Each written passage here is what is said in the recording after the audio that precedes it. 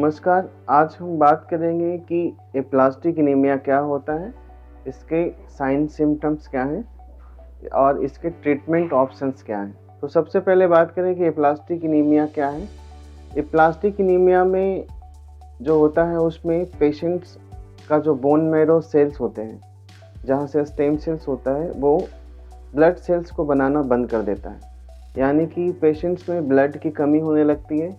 Blood की कमी में मूलतः हीमोग्लोबिन की कमी, WBC की कमी और प्लेटलेट की कमी होने लगती है। उस कमी की वजह से क्या होता है कि पेशेंट्स को डिफरेंट साइन सिम्टम्स आने लगता है। जैसे कि हीमोग्लोबिन की कमी होगी तो पेशेंट को सांस फूलने लगेगा, थकान महसूस होगी, चलने में सांस में तकलीफ होने लगेगी, सांस फूलने लगेगा।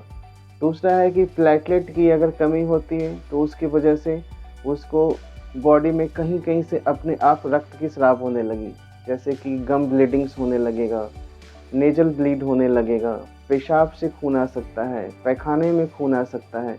इस तरह से उसको ब्लीडिंग अपने आप कहीं से भी हो सकता है। दूसरा है कि WBC की कमी जब होती है तो WBC को हम जानते हैं कि वह रोग से लड़ने की क्षमता प्रदान करता है, यानी कि उसके अगेंस्ट फाइट करता है। तो पेशेंट का इम्यूनिटी कम हो जाएगा। पेशेंट को जब इम्यूनिटी कम हो जाएगी तो उस कंडीशंस में क्या होगा कि उसे इन्फेक्शन लग जाएगा, पेशेंट को फीवर आना स्टार्ट हो जाएगा, बहुत ज़्यादा डिफरेंट बॉडी में कहीं पे अल्सर होने लगेगा, क्योंकि WBC कम है तो स्वतः कहीं ना कहीं अपना इन्फेक्शन हो जाएगा। इस तरह से पेशेंट्स को डिफरेंट ऑर्गन में भी इन्फेक्शन होने लगेंगे, जैसे कि छाती में इन्फेक्शन होगा, पेशाब में इन्फेक्शन होगा, पेट में इन्फेक्शन होने लगेगा। डिफरेंट बॉडी में इन्फेक्शन की वजह से उसको फीवर आएगा, जो कि परसिस्टेंटली बहुत दिन तक ख़त्म नहीं होगा। तो इस तरह से साइन सिम्टम्स जो आने लगते हैं एप्लास्टिक एनीमिया के पेशेंट्स में, वो डिफरेंस ब्लड की कमी की वजह से आने लगता है। दूसरा, हम आगे बात करते हैं कि इसकी डायग्नोसिस कैसे किया जाए। तो इसके डायग्नोसिस करने के लिए जो इम्पॉर्टेंट टेस्ट होता है, वो सबसे पहले हम ब्लड भेजते हैं, कंप्लीट ब्लड काउंट। देन हम उसमें पेरिफेरल ब्लड स्मीयर देखते हैं कि उसमें कोई एबनॉर्मल सेल्स नहीं है, लेकिन ब्लड प्लेटलेट की कमी है। और तीसरा जो इम्पॉर्टेंट टेस्ट होता है वो होता है बोन मैरो।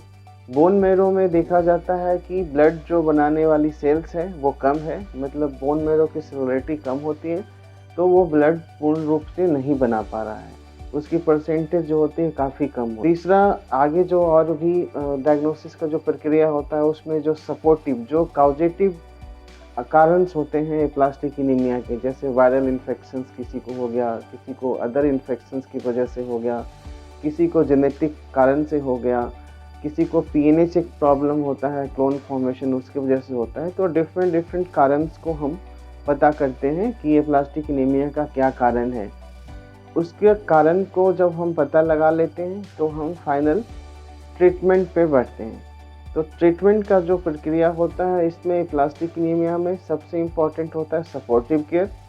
जब कभी पेशेंट्स हमें मिलता है तो हम उसको सपोर्ट करें।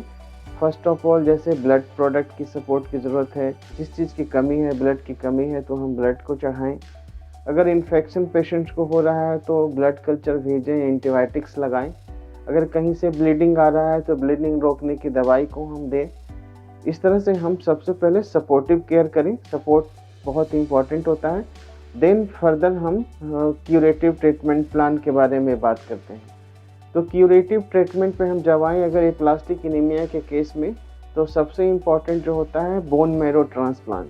अगर 40 साल से कम का इंसान है और उसका सिबलिंग डोनर अवेलेबल है, मतलब कि उसका HLA मैच अगर मिल रहा है उसके सिबलिंग से, तो सबसे पहले हम उसको क्यूरेटिव बोन मैरो ट्रांसप्लांट का प्लान करें और वो ठीक होने की संभावना उस कंडीशंस में ज़्यादा हो जाती है। दूसरा जो ट्रीटमेंट प्लान होता है उसमें कभी कभी पेशेंट को सपोर्ट नहीं मिलता है, पैसे नहीं होते हैं। उस कंडीशंस में हम लोग कुछ ओरल दवाई भी स्टार्ट करते हैं, खास करके साइक्लोस्पोरिन और एल्ट्रोम्बोपैक।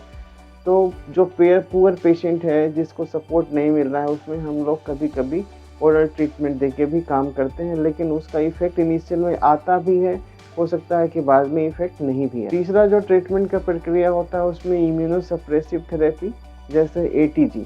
जिस पेशेंट्स का अगर मैच सिबलिंग डोनर अवेलेबल नहीं है और ऐसे पेशेंट जिनका कि एज 40 साल 50 साल से ज़्यादा है, उस कंडीशन में उनको अगर एप्लास्टिक एनीमिया डेवलप किया है तो हम इम्यूनोसप्रेसिव थेरेपी यानी एटीजी से ट्रीटमेंट करते हैं, जिसमें 5 दिन को इंजेक्शन दिया जाता है और उसके बाद उसको सपोर्ट किया जाता है। अगर ब्लड प्रोडक्ट्स वगैरह की कमी है तो लगभग 3 महीने तक सपोर्ट करते हैं, क्योंकि एटीजी का रिस्पॉन्स 3 महीने से पहले यूजुअली नहीं आता है।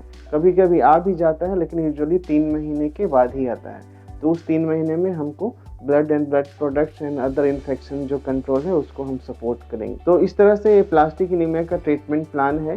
और फंड का हम बात करते हैं, फंड का एक बहुत बड़ा इशू है खास करके हमारे स्टेट में। ये बहुत सारे ऐसे पेशेंट हैं जो फंड के बिना ही उनका ट्रीटमेंट नहीं हो पाता है। तो हमारे संस्थान में ट्रिपल पी मोड से फंड भी अवेलेबल है। हम बोन मैरो ट्रांसप्लांट उस फंड के द्वारा भी कर रहे हैं।